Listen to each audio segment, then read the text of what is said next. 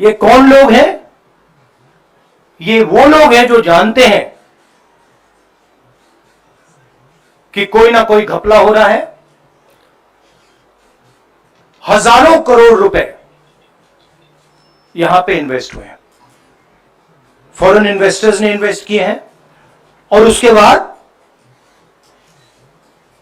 30 लाख करोड़ रुपए का लॉस होता है। किसका लॉस होता है? रिटेल इन्वेस्टर्स का लॉस होता है। तो ये जो आप देख रहे हैं, हिंदुस्तान की स्टॉक मार्केट की हिस्ट्री का सबसे बड़ा स्कैम है। प्रधानमंत्री ने देश की जनता को इन्वेस्टमेंट एडवाइस क्यों दी, और 5 करोड़ परिवारों को जो इन्वेस्ट करते हैं उनको प्रधानमंत्री ने, होम मिनिस्टर ने स्टॉक खरीदने का आदेश क्यों दिया? दूसरा, दोनों इंटरव्यूज जो किए गए थे वो अदानी जी के जो चैनल्स हैं उनको दिए गए थे, उन पर सेबी का इन्वेस्टिगेशन हो रहा है, तो उन चैनल्स का क्या रोल है? और बीजेपी के बीच में जो फेक एग्जिट पोलस्टर्स हैं और ये जो फॉरेन इन्वेस्टर्स हैं, इनके बीच में क्या कोई रिश्ता है? और अगर रिश्ता है तो क्या है? हम जेपीसी चाहते हैं, हम इन्वेस्टिगेशन चाहते हैं, और देश इसकी सच्चाई जानना चाहता है। नहीं, मेरा कहने का यह अर्थ है कि उसमें अदानी इन्वॉल्व हो सकता है, मगर यह अदानी से बहुत बड़ी चीज है। इसमें बीजेपी के सबसे बड़े नेताओं ने कहा है, रिटेल इन्वेस्टर्स को मैसेज दिया है कि आपको स्टॉक खरीदना चाहिए। उनके पास इंफॉर्मेशन थी कि एग्जिट पोल्स गलत हैं, उनके पास इंफॉर्मेशन थी कि बीजेपी को फुल मेजॉरिटी नहीं मिलने वाली है, और वो जानते थे 3 जून को और 4 जून को क्या होने वाला है। कितने का? 30 लाख, कितना? 30 लाख करोड़ का नुकसान हुआ है। कितने का? 30 लाख करोड़ रुपए का नुकसान हुआ है, और हजारों लाखों करोड़ रुपए का चुने हुए लोगों को फायदा हुआ है। और हम इंक्वायरी चाहते हैं प्रधानमंत्री पर, होम मिनिस्टर पर, जिन्होंने एग्जिट पोल किया उन पर, और ये जो फॉरेन इन्वेस्टर्स हैं उन पर। हाँ शमीन, ये कांग्रेस पार्टी ने क्या कर दिया, कैसे कर दिया? हाँ, अच्छा, इसी के कारण है ये। अच्छा, ज्यादा लोग आ गए। ओके। नहीं, देखिए, आज हम बड़ी इंपॉर्टेंट चीज के बारे में आपको कहना चाहते हैं। पहली बार हमने नोट किया कि चुनाव के समय प्रधानमंत्री ने, होम मिनिस्टर ने और फाइनेंस मिनिस्टर ने स्टॉक मार्केट पर टिप्पणी दी। प्रधानमंत्री ने 2-3 बार, 4 बार देश को कहा कि स्टॉक मार्केट तेजी से आगे बढ़ने जा रही है। होम मिनिस्टर ने सीधा कहा कि 4 जून को स्टॉक मार्केट आसमान में जाएगी, लोगों को खरीदना चाहिए। और यही मैसेज फाइनेंस मिनिस्टर ने दिया। फर्स्ट, ये आज थोड़ा हम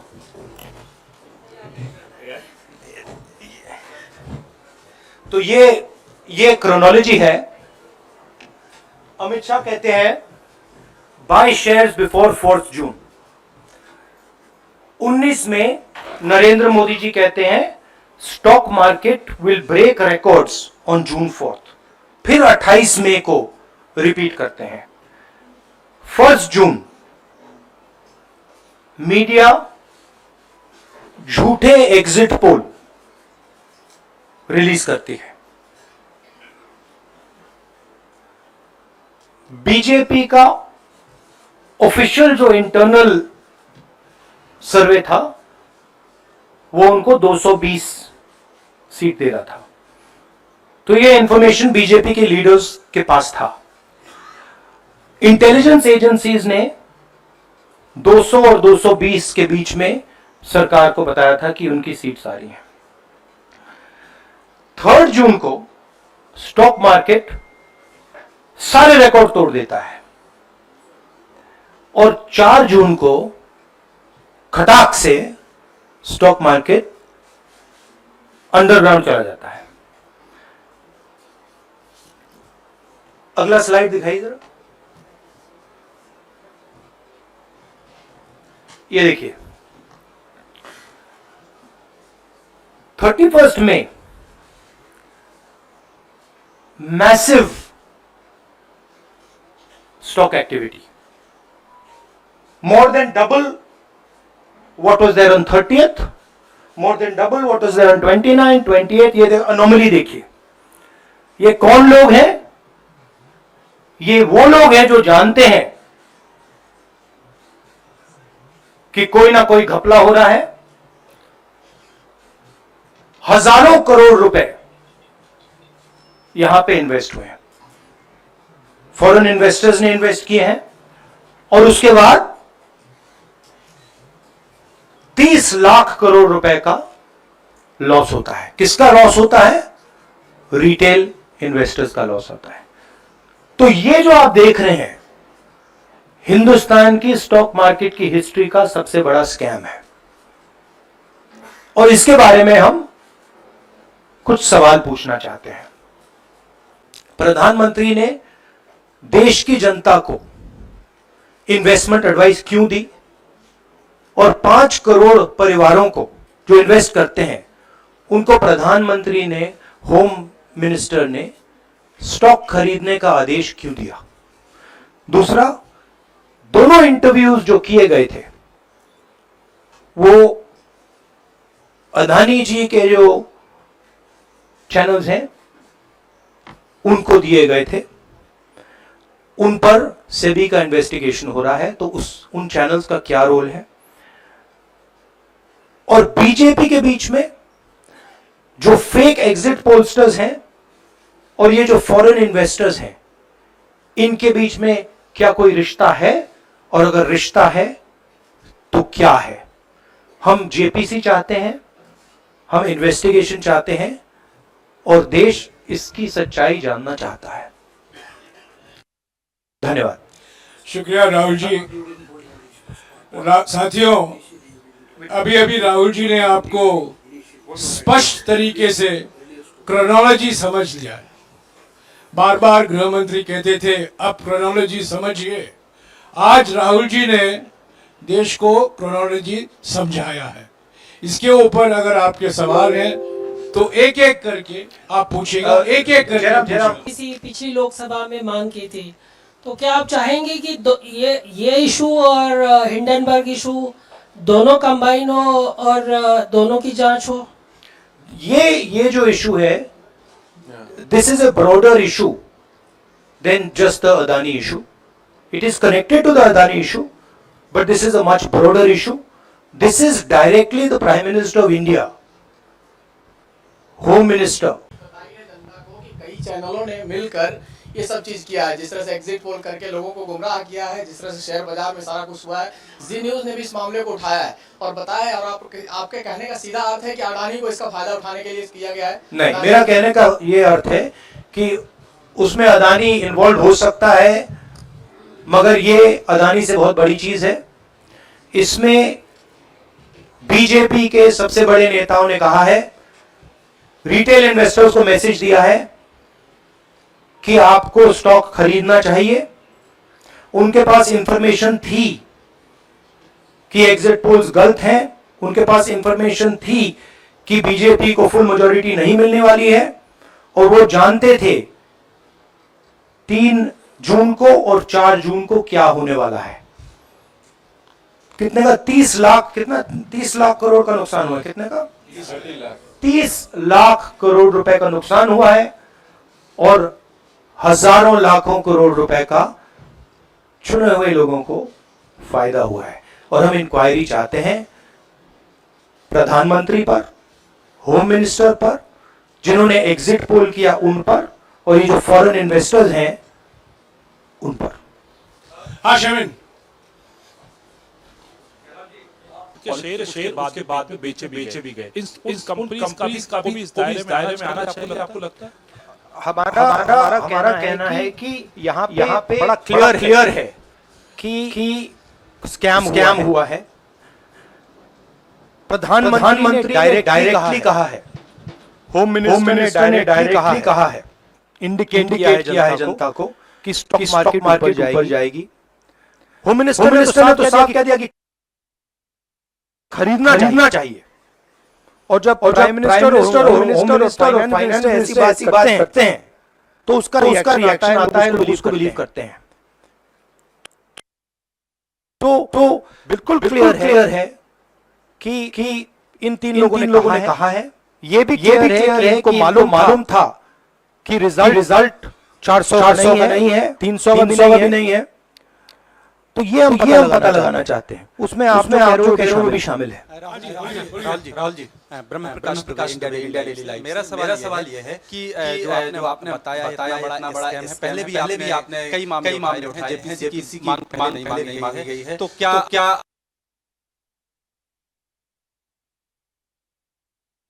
आपने कहा आपराधिक मामला है, क्या कोर्ट में जाएंगे या पुलिस में शिकायत दर्ज करेंगे? आपके बहुत बड़ा घोटाला है। नहीं भैया, मैंने आपको शिकायत दर्ज करेंगे, आपके बहुत बड़ा घोटाला है। नहीं भैया, मैंने आपको बोला जेपीसी डिमांड कर रहे हैं, इन्वेस्टिगेशन नहीं, पुलिस में कोर्ट में जाएंगे, जो भी करना है करेंगे। बट हम आपको ये इन्फॉर्मेशन दे रहे हैं कि ये जो हुआ है ये नॉर्मल चीज नहीं है। इसमें प्रधानमंत्री ने इंडिकेशन दिया है, होम मिनिस्टर ने इंडिकेशन दिया है, फाइनेंस मिनिस्टर ने इंडिकेशन दिया है, अदानी जी के चैनल्स के थ्रू इंटरव्यूज किए हैं, और फाइनली लोगों ने इन्वेस्ट किया है। लोगों ने फाइनेंशियल एक्शन लिया है, कंपनीज ने शेयर खरीदे। इसी विषय पर एक मिनट इसी विषय पर इस स्टॉक मार्केट घोटाले पर ही हम सवाल ले रहे हैं। मौसमी इसी विषय पर कीजिएगा बस। एक मिनट आ रहा हूँ राहुल जी करके आ रहा हूँ। राहुल जी हम पहले देखा है कि आप लोग ने कई बारी जब सेशन होता है तो सत्ता पक्ष विपक्ष आमने सामने होता है, जेपीसी की मांग होती है और सेशन वॉश आउट हो जाते हैं और जनता का पैसा वेस्ट होता है। तो क्या ये तो बीजेपी की लाइन है। तो क्या नहीं मतलब जनता का पैसा सेशन आप पैसे ले लो ना, मैं आपको दे दूंगा, उनका होगा वो सिंपल दे दूंगा। आपकी लाइन है। सवाल पसंद नहीं, सवाल मुझे बहुत पसंद आ रहा है, बहुत अच्छा लग रहा है। बोलिए, सवाल पूछिए ना। सवाल पूछिए। मेरा बस ये सवाल था कि जेपीसी की मांग कई बारी काम ठप हो जाता है। तो क्या आपको लगता है कोई और भी सड़क इख्तियार कर सकते हैं कि आम आदमी का पैसा है? हम जनता को एक रियलिटी बता रहे हैं कि यहाँ पे क्लियरली एक स्कैम हुआ है। यहाँ पे प्राइम मिनिस्टर ने इंडिकेट किया है, यहाँ पे होम मिनिस्टर ने इंडिकेट किया है, यहाँ फाइनेंस मिनिस्टर ने इंडिकेट किया है। नॉर्मली बीजेपी की पोजीशन होती है कि जब भी हम मुद्दा उठाते हैं पार्लियामेंट टाइम कर रहे हैं। वही पोजीशन आपने अपनाई है, इसलिए मैंने आपसे कहा कि देखिए आप बीजेपी की पोजीशन ले रही हैं। रियलिटी ये है कि हम जेपीसी करवाएंगे। अब ऑपोजिशन में बहुत ज्यादा ताकत है, बहुत ज्यादा स्ट्रेंथ है, और पूरा जो पार्लियामेंट की सिचुएशन है वो बदल गई है। हाँ जैनेंद्र, के जिनका 30 लाख करोड़ डूबा है, उनमें कर्नाटक के, तेलंगाना के, हिमाचल के भी लोग होंगे। तीनों राज्यों में आपकी सरकार है। क्या राज्य की जो जांच एजेंसी है उसके जरिए आप जो उन राज्यों के निवेशकों का कम से कम पैसा डूबा है, ये जो पूरे नेक्सस की बात आप कर रहे हैं, गुमराह करने की बात कर रहे हैं, क्या वहां से कोई कार्रवाई की उम्मीद कर सकता है? सोचा जा सकता है, बट ऐसी चीज के लिए शायद जेपीसी सही औजार होगा। हाँ रंजीत, मोहित रंजीत यार, आप मोहित चलो। आपको ऐसे सर मैं सर मैं मोहित आपने चमक कर लिया, पूछ लिया। सर मैं मोहित हूँ न्यूज़नेशन से। मैं जानता हूँ। सर लगातार पिछले घोटालों में भी आपने जेपीसी की बात की थी, आपने हर जांच की बात की और ये एक बड़ा घोटाला सामने आया, इसमें भी आप जेपीसी की मांग कर रहे हैं। कितनी उम्मीद है कि लोग जेपीसी की ये लागू करेंगे? आपको क्या लगता है कि ये जेपीसी लागू करने वाले अगर नहीं करेंगे फिर क्या करेंगे आप लोग? नहीं, हम प्रेशर लगाएंगे, डालेंगे, बट मुझे लगता है कि जो पहले राजनीतिक सिचुएशन थी, जिस इम्प्यूनिटी के साथ प्रधानमंत्री पहले काम करते थे, मुझे लगता है वो अब खत्म हो गया है, तो दूसरा नतीजा आएगा। राहुल जी ये आखिरी है क्या और दो लेंगे? ये आखिरी है। ये आखिरी हो गया, इन्होंने कह दिया आखिरी। ओके रंजीता।